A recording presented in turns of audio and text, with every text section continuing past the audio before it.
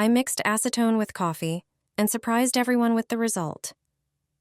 You will be amazed by this product too. It's different from all the ones you've seen and used so far. To make this trick work, put 4 tablespoons of coffee in a bowl. Add about 100 milliliters of water and mix. The next ingredient you need for this trick is acetone.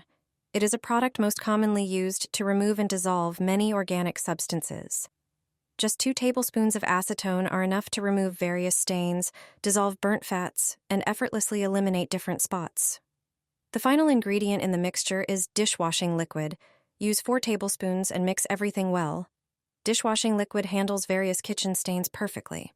But in combination with coffee and acetone, it becomes even more effective. When all the ingredients come together, pour the prepared mixture into a spray bottle. This way, you can use it best and take advantage of its properties.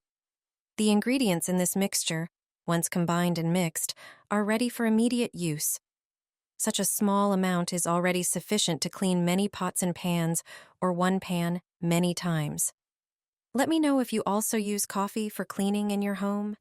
This mixture will help you get rid of dirt and burnt residues from pans without scrubbing. You will be surprised at how quickly it dissolves grease layers compared to many other products designed for this purpose. It's different from all the ones you've used so far to remove stains and burnt residues. Just apply this mixture to the burnt pan and let it work. Light burn marks will disappear immediately.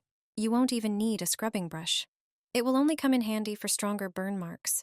You can also use this mixture on various other stubborn kitchen stains on metal surfaces and aluminum pots. Just remember not to clean plastic surfaces with a mixture containing acetone.